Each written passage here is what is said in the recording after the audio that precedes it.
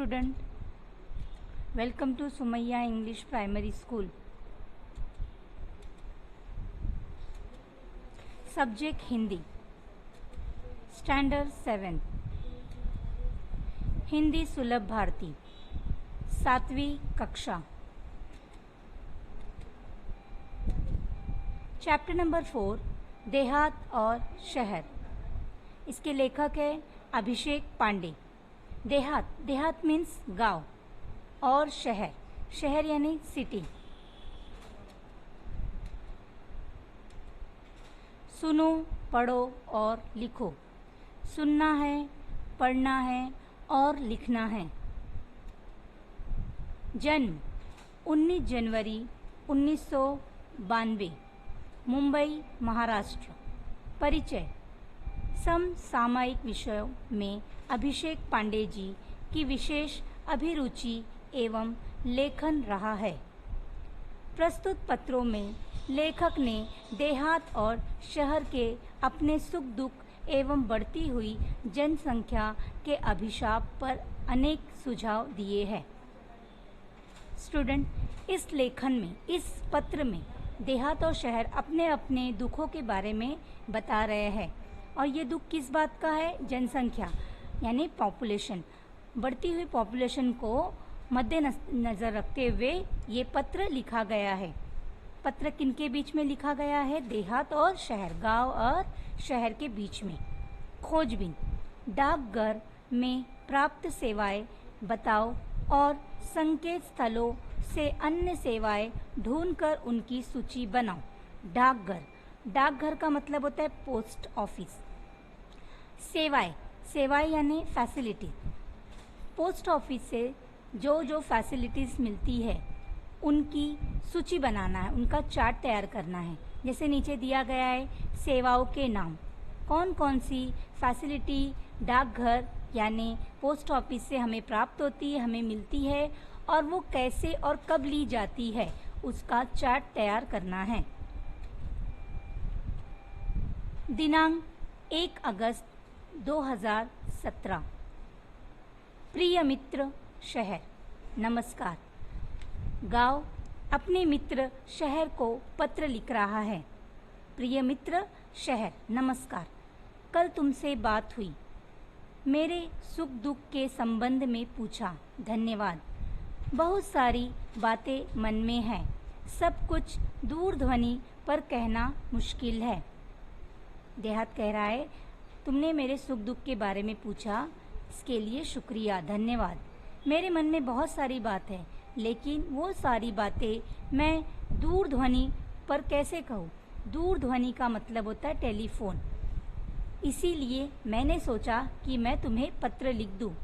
पत्र एक ऐसा साधन है जिसमें हम ढेर सारी बातें लिख सकते हैं. टेलीफोन पे उतनी बातें नहीं बोल पाते हैं, इसीलिए बहुत से लोग पत्र की सहायता लेते हैं. यहाँ पर देहात यानी गांव ने भी पत्र का सहारा लेते हुए शहर को अपने तकलीफ़ों के बारे में बताया है. अब मैं अपना दुखड़ा क्या रो, मैं अपना दुख क्या बताऊँ. चलिए इस बार कुछ अच्छी बातें भी तुमसे साझा करता हूँ. वो कह रहा है, हर बार मैं अपनी तकलीफ़ों के बारे में तुमको बताता हूँ, इस बार मैं कुछ अच्छी बात तुमसे बताता हूँ. साझा करता हूँ यानी बताना. डिजिटल क्रांति का थोड़ा असर हमारे गांव में भी दिखाई पड़ने लगा है. डिजिटल क्रांति का मतलब होता है मोबाइल की दुनिया. उसका असर गांव में भी दिखाई पड़ रहा है. मोबाइल के माध्यम से नित्य नवीन सूचनाएं हम तक पहुंचने लगी है. मोबाइल के ज़रिए नई नई खबरें गाँव में पहुंच रही है. स्वस्थ गांव, स्वस्थ ग्राम, स्वच्छ ग्राम, स्वस्थ ग्राम यानी साफ सुथरा गांव और हेल्दी गांव परियोजना घर घर तक पहुंच गई है. ये योजनाएं हर गांव के घर घर तक पहुंच गई है. ग्रामजन भी शिक्षा, स्वास्थ्य, रोजगार, खेती के नवीन औजारों और आधुनिक खेती की पद्धतियों को थोड़ा थोड़ा जानने लगे हैं. ग्रामजन का मतलब होता है गांव में रहने वाले लोग. उनमें क्या क्या बदलाव आ रहे हैं? शिक्षा यानी एजुकेशन, स्वास्थ्य हेल्थ रोजगार, एम्प्लॉयमेंट, खेती के नवीन औजार यानी खेती की अलग अलग टेक्निक, खेती में जो अलग अलग नई नई टेक्निक यूज़ करने की पद्धति भी वो समझने लगे हैं। घर घर में शौचालय, अब गांव में शौचालय की सुविधा पहले नहीं होती थी, लेकिन अब हर घर में शौचालय की सुविधा भी प्राप्त हो गई है और लोग इस सुविधा से जागरूक हो चुके हैं। हालांकि कुछ परेशानियां अब भी वहीं की वहीं हैं, लेकिन कुछ परेशानियां अभी भी है। पीने का पानी लाने के लिए दूर दूर तक जाना पड़ता है। पीने का पानी लाने के लिए लोगों को दूर दूर तक जाना पड़ता है। मेरे यहाँ विद्यालय तो है, पर उनमें आवश्यक सुविधाएं नहीं हैं। मेरे यहाँ, गांव कह रहा है मेरे यहाँ विद्यालय है, लेकिन उसमें सुविधाएं, आवश्यक सुविधाएं नहीं है, यानी अच्छी फैसिलिटीज नहीं है। महाविद्यालय तो हमारे गांव से बहुत दूर है। महाविद्यालय का मतलब है कॉलेज, वो गांव से बहुत दूर है। तुम्हारे बारे में सोचता हूँ तो लगता है कि तुम्हारे पास अत्याधुनिक और अच्छी सुविधाएं, विकसित तकनीक है। अब तुम्हारे बारे में यानी शहर के बारे में गांव सोचता है तो वो उसे अच्छा लगता है कि वहाँ पर अच्छी सुविधाएं हैं। तुम्हारी दिन दूनी रात चौगनी उन्नति हो रही है। वहाँ पर शहर में तरक्की हो रही है। तुम कितने सुखी हो? देहात कह रहा है कि शहर तुम कितने सुखी हो। यातायात के आधुनिक साधन यानी ट्रैवलिंग के लिए अलग अलग तरह के साधन हैं। पक्की चौड़ी सड़कें, बड़े बड़े शॉपिंग मॉल और 24 घंटे बिजली की सुविधाएं तुम्हारी शान में चार चांद लगा देता है। अब शहर में क्या क्या है? यातायात के आधुनिक साधन है, पक्की चौड़ी सड़कें हैं, बड़े बड़े शॉपिंग मॉल है और सबसे बड़ी चीज़ 24 घंटे बिजली की सुविधा। यानी शहर में बिजली हमेशा रहती है, 24 घंटे रहती है। गांव में ऐसा नहीं होता है। गांव में बिजली बहुत ही कम मात्रा में दी जाती है। तो वो ये सारी सुविधा के बारे में बता रहा है। कभी कभी मन बहुत उदास हो जाता है। शहर का मन ये सारी बातें सोचकर उदास हो जाता है। एक ज़माना था जब मेरे यहाँ बहुत खुशहाली थी। वो बता रहा है कि एक ज़माना था जब मेरे यहाँ भी बहुत खुशहाली थी, चारों तरफ हरियाली थी, पर अब पहले जैसी रौनक नहीं है। लेकिन अब ऐसा हाल नहीं है। मैं असुविधा, बेरोजगारी, आपसी झगड़े, गुटबाजी, अशांति जैसे समस्याओं से घिरता जा रहा हूँ। वो क्या बता रहा है, क्यों वो परेशान है, क्यों वो उदास है गाँव? क्योंकि वो बेरोजगारी, असुविधा और आपसी झगड़े, गुटबाजी, अशांति की वजह से वो परेशान हैं। यहाँ के कुछ अशिक्षित और अल्प शिक्षित लोग परिवार कल्याण के प्रति आज भी उदासीन हैं। जनसंख्या भी बढ़ रही है, उनके लिए यहाँ काम धंधा नहीं है। अब मेन रीज़न क्या है गांव का कि वहाँ अशिक्षित लोग हैं। अशिक्षित यानी पढ़े लिखे लोग नहीं हैं, और कुछ लोग हैं जो बहुत ही कम पढ़े लिखे हैं, जिन्हें परिवार कल्याण के बारे में बिल्कुल भी नहीं पता है, जिसकी वजह से जनसंख्या बढ़ती जा रही है। जनसंख्या बढ़ने की वजह से अनएम्प्लॉयमेंट भी बढ़ रहा है, क्योंकि जितने ही लोग बढ़ेंगे काम धंधे की मात्रा भी उतनी कम होती जाएगी। रोजगार की तलाश में लोग शहर जा रहे हैं। गांव में काम नहीं मिल पा रहा है, इसीलिए वहां रहने वाले लोग शहर की तरफ जा रहे हैं। यहाँ काम के लिए मजदूर नहीं मिल रहे हैं, और क्या हो रहा है, गांव के लोग शहर आ जाते हैं तो वहाँ पर खेती करने के लिए जो मजदूर होते वो नहीं मिल पा रहे हैं। शहर की चमक दमक और आधुनिक सुविधाओं की ओर आकर्षित होकर लोग मुझे अकेला छोड़कर तुम्हारी ओर दौड़ रहे हैं। वो बता रहा है कि शहर की चमक धमक और फैसिलिटी को देखकर लोग तुम्हारी तरफ आ रहे हैं। यहाँ स्वास्थ्य सुविधा भी नहीं है, यहाँ हेल्थ की सुविधा भी नहीं है। कहाँ? गांव में। आपने देखे होंगे शहर में जितनी स्वास्थ्य को लेकर सुविधाएं होती है, हॉस्पिटल से और भी सुविधाएं होती है, वैसी सुविधाएं गांव में नहीं होती है। बीमारियां हैं, पर पर्याप्त मात्रा में सुसज्ज और अच्छे अस्पताल नहीं हैं। जाहिर सी बात है, ये सच बात है कि गांव में अच्छे हॉस्पिटल्स नहीं है, जिसकी वजह से बीमारियां बढ़ती जाती है और लोगों की मरने की संख्या भी बढ़ जाती है। लोगों को ठीक समय पर दवाई नहीं मिल पाती है। दवा नहीं मिलने की वजह से वहाँ की लोग मरते हैं। मेरा परिवार टूट सा रहा है, बताइए मैं क्या करूँ। वो कह रहा है देहात कि मेरा परिवार टूट रहा है, अब मैं क्या करूँ, मैं बहुत परेशान हूँ। तुम्हारा मित्र देहात, देहात यानी गांव, अपनी तकलीफ़ें शहर को बता रहा है। अब शहर उसे क्या सुझाव देता है हम पढ़ेंगे। दिनांक 15 अगस्त 2017। प्रिय मित्र देहात, नमस्कार। आज स्वतंत्रता दिवस है। 15 अगस्त यानी स्वतंत्रता दिवस। हमारा देश इस दिन आज़ाद हुआ था। आज स्वतंत्रता दिवस है। इस उपलक्ष्य में हार्दिक बधाई। इसके लिए वो उसको बधाई दे रहा है। पत्र मिला, तुम्हारी प्रगति के बारे में जानकर खुशी हुई। सबसे पहले शहर ने उसे बधाई दी स्वतंत्रता दिवस के लिए और कहा कि तुमने जो प्रगति अपने देहात की, गांव की बताई है, वो जानकर शहर बहुत खुश हुआ। मित्र, परिवर्तन सृष्टि का नियम है। वो कह रहा है मित्र, परिवर्तन तो यानी चेंजेज जो है सृष्टि का नियम है। सृष्टि यानी कुदरत का नियम है। भला तुम्हारी स्थिति क्यों न बदलती। तुम्हारी स्थिति यानी तुम्हारे हालात भी बदलेंगे। धीरे धीरे और भी विकास होएगा। धीरे धीरे तुम्हारा भी प्रोग्रेस होगा। विकास का मतलब है प्रोग्रेस होना। धीरे धीरे रे मना, धीरे सब कुछ होए। माली सींचे 100 घड़ा, ऋतु आए फल होए। शहर देहात को समझा रहा है 2 लाइनों में। कैसे? धीरे धीरे रे मना यानी ए मन, तू धीर रख, तू धीरज रख। धीरे सब कुछ होए, धीरे ही धीरे सब कुछ हो जाएगा। माली सींचे 100 घड़ा, जो माली होता है वो 100 घड़े को पानी देता है। ऋतु आए फल होए, लेकिन जब सीजन आते हैं उसी वक्त फल होते हैं। माली कितना भी पौधों में पानी डाल दे, वो सोचे कि अभी इसमें फल आ जाए, लेकिन ऐसा नहीं होता है। जब उसका वक्त आएगा उसी वक्त फल होगा। इसीलिए शहर देहात को समझाते हुए ये 2 लाइन कह रहे हैं। कौन सी 2 लाइन? धीरे धीरे रे मना, धीरे सब कुछ होए। माली सींचे 100 घड़ा, ऋतु आए फल होए। माना कुछ परेशानियां हैं।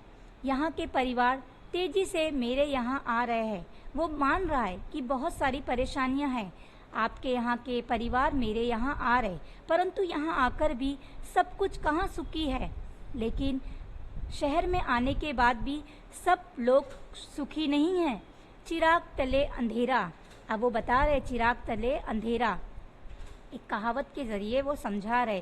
क्या? चिराग तले अंधेरा, इसका मतलब होता है दिया जब जलता है तो वो सबको रोशनी देता है, लेकिन उसके नीचे खुद अंधेरा होता है। उसी तरह जिन बस्तियों में, जिन हालात में वो रहते, तुम सुनोगे तो और भी बेचैन और व्यथित हो जाओगे। वो कह रहा है कि गांव से लोग शहर की ओर आ जाते ये सोच के कि हम वहाँ जाकर कमाएंगे, हमारे परिवार को अच्छे से अच्छा सुख देंगे, लेकिन यहाँ आने के बाद ज़रूरी नहीं कि सभी को वो सुविधाएं प्राप्त होती है। वो ऐसी हालत में रहते हैं कि अगर मैं तुम्हें उनके बारे में बताऊँगा तो तुम भी दुखी हो जाओगे। मेरे यहाँ दिन ब दिन भीड़ से मैं परेशान हो उठा हूँ। गांव के लोग शहर में आ रहे हैं, जिसकी वजह से शहर की भीड़ की मात्रा बढ़ती जा रही और परेशानियां भी बढ़ रही है। जिस चमक दमक की बात तुम कह रहे हो वह सबको कहाँ उपलब्ध है, और जिस चमक दमक की यानी जिस आधुनिक तकनीक की बात तुम कह रहे हो वो सबको प्राप्त नहीं हो पाता है। तुम्हारे यहाँ से जो यहाँ आते हैं कई बार पछताते भी है। जो गांव से शहर में आता है ये सोच के कि हम वहाँ जाके तरक्की करेंगे, अच्छे से अच्छा कमाएंगे, बहुत बार ऐसा होता है कि वो पछताते भी है। मैं चाहता हूँ कि तुम अपने लोगों को समय रहते अपना महत्व समझाओ। शहर क्या सुझाव दे रहा है कि मैं चाहता हूँ कि तुम वहाँ पर रहते हुए उनको उनका महत्व समझाओ कि गांव में भी रह के लोग अच्छे से अच्छे तरक्की कर सकते हैं। कैसे? छोटा परिवार सुखी परिवार, सबसे मेन इम्पॉर्टेंट थिंग्स है कि छोटा परिवार सुखी परिवार। अगर परिवार छोटा होगा तो वो सुखी भी होगा। की बात अब उनकी समझ में आ जाना चाहिए। किनकी समझ में आ जाना चाहिए? गांव के लोगों की समझ में आ जाना चाहिए। तुम उन्हें बुराइयों से दूर रखकर विभिन्न व्यावसायिक कौशल्यों, कंप्यूटर संबंधी जानकारी विकसित करने की तरफ ध्यान दो। वो बता रहे कि तुम उनको हर बुरी तरह से दूर कर कर उनको अलग अलग टेक्निक की जानकारी दो। खेल तो ग्रामीण जीवन की आत्मा है, और खेल क्या है? गांव के जीवन की आत्मा है। दौड़ना, तैरना, पेड़ों पर चढ़ना उतरना तो वहाँ के बच्चों की रग रग में बसा है। गांव के बच्चे खेल में बहुत ही माहिर होते हैं। उनको दौड़ने में, पेड़ों पे चढ़ने उतरने में, तैरने में बहुत अच्छी कला होती है। आज कितने ही विख्यात खिलाड़ी गांव से ही आगे बढ़े हैं। कितने ही प्रसिद्ध बड़े बड़े खिलाड़ी जो है वो गांव से ही आगे बढ़े हैं। उनको प्रोत्साहित करना तुम्हारी नैतिक जिम्मेदारी है। उनको हौसला बढ़ाओ।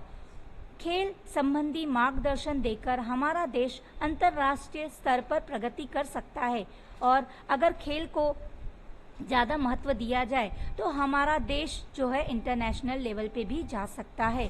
अपने गांव को एक परिवार समझकर उन्हें विकसित करने का प्रयत्न करना होगा। अपने गांव को एक परिवार समझो और उन्हें विकास की तरफ ले जाओ। तुम्हारी और मेरी समस्या का मूल कारण दिनों दिन बढ़ती आबादी, अशिक्षा और गरीबी है। उन्होंने क्या बताया? शहर ने ये बताया कि तुम्हारी और मेरी समस्या का एक मेन कारण क्या है? जनसंख्या और अशिक्षा और गरीबी। क्योंकि जनसंख्या अगर बढ़ती जाएगी, पॉपुलेशन अगर दिन पर दिन बढ़ते जाएगी तो सभी को शिक्षा प्राप्त नहीं होगी, और शिक्षा प्राप्त नहीं होगी तो लोग अनएम्प्लॉयमेंट ही रहेंगे और हमारा शहर गरीब ही रहेगा। मेरे यहाँ लोग रोजगार की तलाश में आना कम कर दे। शहर बता रहा है कि मैं चाहता हूँ कि लोग, जो गांव के लोग हैं, वो वहीं पर रहकर अपने रोजगार की तलाश करें, शहर में ना आए। तुम गांव वालों को सहकारिता का महत्व समझाओ। तुम गांव वालों को क्या समझाओ? सहकारिता का महत्व, मतलब साथ में काम करने का महत्व समझाओ। सहकारिता पर आधारित छोटे छोटे व्यवसाय, यानी साथ में काम करने के इम्पोर्टेंस बताओ। छोटे छोटे काम करने का हौसला बताओ उनको बताओ कि छोटे छोटे भी काम गांव में रहकर किए जा सकते हैं। तुम अपने यहाँ शुरू करवाओ ताकि कृषि आधारित अनेक लघु उद्योग, फलोत्पादन, वैसाधिक वनस्पतियों की खेती, पशुपालन जैसे अनेक व्यवसाय शुरू किए जा सकते हैं। कौन कौन से व्यवसाय शुरू किए जा सकते हैं गांव में? लघु उत्पादन मतलब छोटे छोटे काम, जैसे कि फलों का उत्पादन, फलों को पैदा करके उसकी सेलिंग करना, औषधि वनस्पतियों की खेती यानी दवाइयों की खेती करना, पशुपालन यानी गाय भैंस इनको पालना, इसका व्यवसाय करना। अरे देहात भाई, कितने भाग्यशाली हो तुम कि तुम प्रदूषण मुक्त वातावरण में रहते हो। वो बता रहा है कि देहात भाई तुम बहुत भाग्यशाली हो कि तुम यहाँ पर, तुम कहाँ पर रहते हो? प्रदूषण मुक्त वातावरण में। तुम्हारी जो एनवायरनमेंट है वो प्रदूषण मुक्त है, खुला खुला परिसर है, ना धुआं, ना वाहनों की चिल्लपों, ना वहाँ गांव में धुआं है, ना ही व्हीकल्स की चिल्लाहट है। हरे भरे पेड़, ये सब कुछ तुम्हारे पास है। तुम्हारे पास क्या क्या है? हरे भरे पेड़ है। रात में तारों भरा आसमान, तो सवेरे उगते सूरज की दर्शन कितनी सहजता सरलता से हो जाता है। बता रहा है कि तुम्हारे पास बहुत सारी चीज़ें हैं, तुम भाग्यशाली हो। कैसे? क्योंकि तुम प्रदूषण मुक्त हो, तुम्हारे यहाँ खुला परिसर है, तुम्हारे पास वाहनों की चिल्लाहट और शोर नहीं है, तुम्हारे पास हरे भरे झाड़ है, रात में तारों से भरा आसमान है, तो सुबह में सुंदर सूरज है। हम तो इमारत के जंगल में बदल गए हैं। खुला आसमान, बड़ा मैदान हमारे लिए कितने अनमोल एवं दुर्लभ हो गए हैं, ये तुम नहीं समझ सकते हैं। वाकई में शहर में खुला आसमान कहाँ मिल पाता है। यहाँ पर तो जगह की कितनी कमी है, ऐसा गांव में नहीं होता है। ये तुम नहीं समझ सकते, ये तुम समझ सकते नहीं हो कि हम किस तकलीफ से गुजर रहे हैं। शहर अपनी तकलीफ़ों को बता रहा है। किसे गांव को, तुम्हारे तहसील और क्षेत्र के लोगों को चाहिए कि वे अपने क्षेत्र का सर्वांगीण विकास करने के लिए अपने जनप्रतिनिधियों का सहयोग ले। वो बता रहा है कि तुम अपने लोगों की सहायता लो और अपने गांव का विकास करो। तुम्हारे यहाँ जो बच्चे विद्यालय में पढ़ रहे हैं, यदि अभी से उन्हें सही दिशा, उचित मार्गदर्शन दिया जाए तो भविष्य में वे भी हम सबकी व्यथा कम कर सकते। वो बता रहा है कि जो विद्यालय में अभी छोटे बच्चे पढ़ रहे हैं, उन्हें सही मार्गदर्शन दो, सही दिशा दिखाओ, तो आगे भविष्य में वो हमारी तकलीफ़ों को कम कर सकते हैं। वे ही हमारे आशा स्थान हैं, हम उन्हीं से उम्मीद रख सकते हैं। मुझे पूरा विश्वास है कि उन पर अवश्य ध्यान दिया जाएगा और मुझे पूरा भरोसा है कि तुम उन नन्हे बच्चों पर ध्यान दोगे। तुम्हारा अपना शहर, तुम्हारा प्रिय मित्र शहर अपनी तकलीफ़ों को भी बता रहा है कि सिर्फ तुम ही परेशान नहीं हो, परेशान मैं भी हूँ। तो हम उन छोटे बच्चों पे ध्यान देंगे और उनको सही मार्गदर्शन दिखाएंगे ताकि आने वाले भविष्य में हमें इन कठिनाइयों का सामना नहीं करना पड़ेगा। Thank you.